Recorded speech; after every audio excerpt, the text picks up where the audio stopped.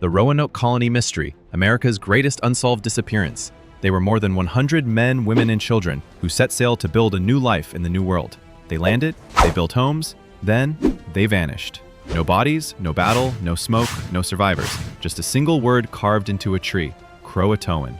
This is the story of the lost colony of Roanoke, America's first and greatest unsolved disappearance.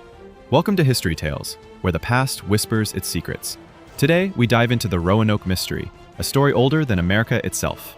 Was it an Indian attack, a secret relocation, a storm, starvation, or something otherworldly? We'll explore what really happened to the settlers of Roanoke Island in the late 1500s, and why no one has ever been able to say for sure. Stick around, this mystery might just haunt you. Part 1. The Dream of a New World. It was 1587.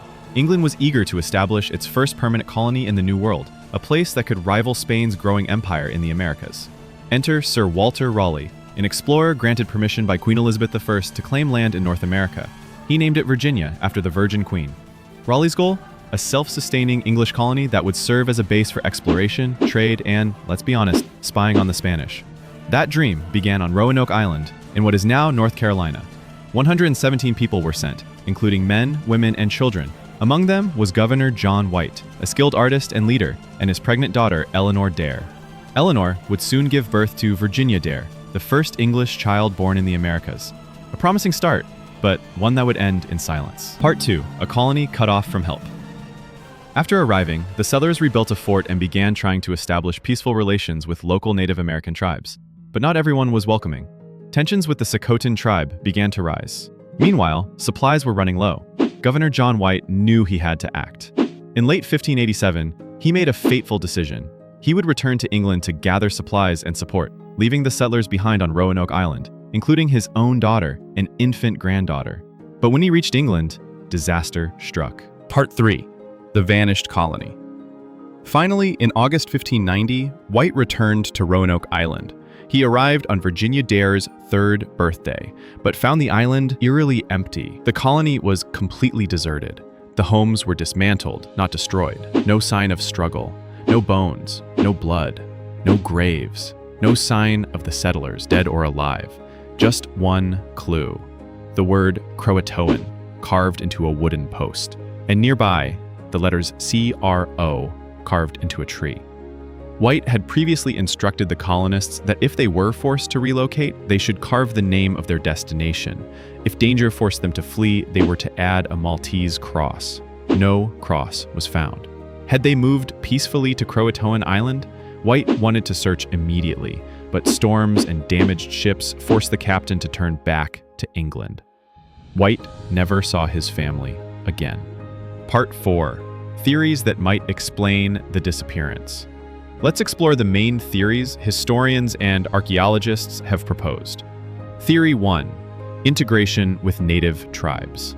One possibility: the colonists joined nearby Native American tribes, such as the Croatoans on Hatteras Island.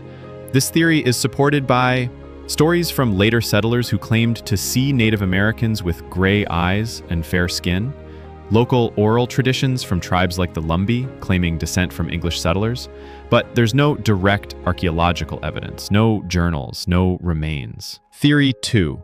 Massacre by hostile tribes. Some believe the colonists were attacked and killed by more hostile groups, possibly the Powhatan. Chief Powhatan himself reportedly told Captain John Smith that his warriors had killed the colonists, but no remains or signs of struggle have ever been found. Could it be true, or was Powhatan just trying to intimidate the English? Part 5. New clues from the modern world. In recent years, archaeology has offered a few hints, but no closure. In 2012, researchers discovered strange markings on an old 16th century map made by John White himself. Under ultraviolet light, they found a hidden symbol, possibly marking an emergency fort 50 miles inland near the Chowan River.